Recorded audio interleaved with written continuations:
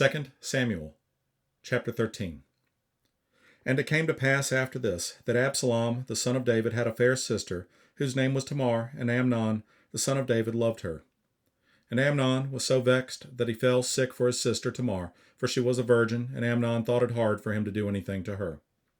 But Amnon had a friend whose name was Jonadab, the son of Shimeah, David's brother, and Jonadab was a very subtle man. And he said unto him, Why art thou, being the king's son, lean from day to day?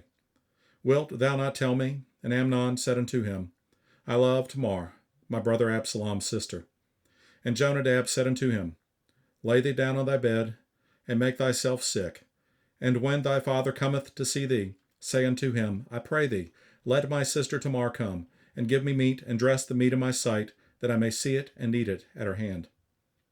So Amnon lay down, and made himself sick, and when the king had come to see him, Amnon said unto the king, I pray thee, let Tamar my sister come, and make me a couple of cakes in my sight, that I may eat at her hand. Then David sent home to Tamar, saying, Go now to thy brother Amnon's house, and dress him meat. So Tamar went to her brother Amnon's house, and he was laid down, and she took flour and kneaded it, and made cakes in his sight, and did bake the cakes. And she took a pan and poured them out before him, but he refused to eat. And Amnon said, Have out all men from me. And they went out every man from him. And Amnon said unto Tamar, Bring the meat into the chamber, that I may eat of thine hand. And Tamar took the cakes which she had made, and brought them into the chamber to Amnon her brother. And when she had brought them unto him to eat, he took hold of her, and said unto her, Come lie with me, my sister. And she answered him, Nay, my brother, do not force me, for no such thing ought to be done in Israel. Do not thou this folly. And I, whither shall I cause my shame to go? And as for thee, thou shalt be as one of the fools in Israel. Now therefore I pray thee, speak unto the king, for he will not withhold me from thee. Howbeit, he would not hearken unto her voice, but being stronger than she, forced her, and lay with her. Then Amnon hated her exceedingly, so that the hatred wherewith he hated her was greater than the love wherewith he had loved her. And Amnon said unto her, Arise, be gone. And she said unto him, There is no cause. This evil in sending me away is greater than the other that thou didst unto me. But he would not hearken unto her. Then he called his servant that ministered unto him, and said, Put now this woman out from me, and bolt the door after her. And she had a garment of divers colors upon her, for with such robes were the king's daughters that were virgins apparelled. Then his servant brought her out, and bolted the door after her. And Tamar put ashes on her head, and rent her garment of divers colors that was on her, and laid her hand on her head, and went on crying. And Absalom, her brother, said unto her, Hath Amnon, thy brother, been with thee? But hold now thy peace, my sister, he is thy brother, regard not this thing. So Tamar remained desolate in her brother Absalom's house.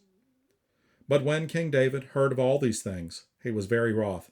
And Absalom spake unto his brother Amnon, neither good nor bad, for Absalom hated Amnon, because he had forced his sister Tamar. And it came to pass after 2 full years, that Absalom had sheep shearers in Baal Hazor, which is beside Ephraim, and Absalom invited all the king's sons.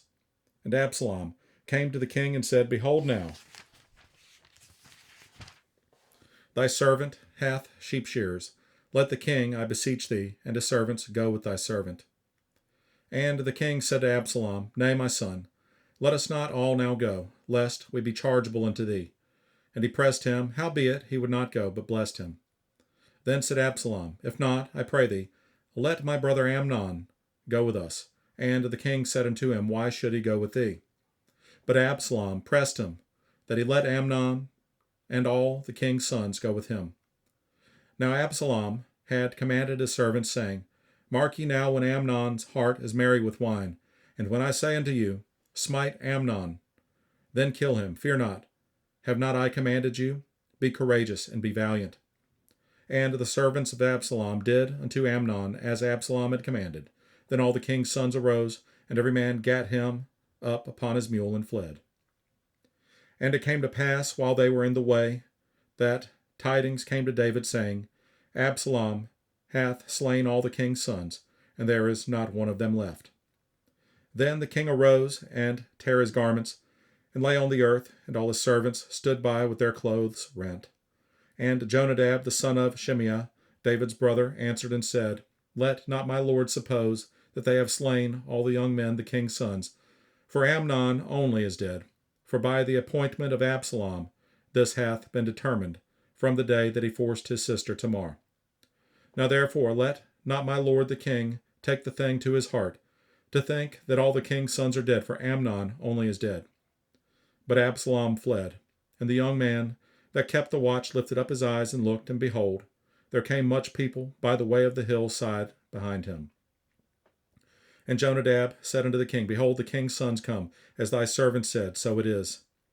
And it came to pass, as soon as he had made an end of speaking, that behold, the king's sons came, and lifted up their voice and wept, and the king also and all his servants wept very sore. But Absalom fled, and went to Talmai, the son of Ammihud, king of Geshur, and David mourned for his son every day. So Absalom fled, and went to Geshur, and was there 3 years.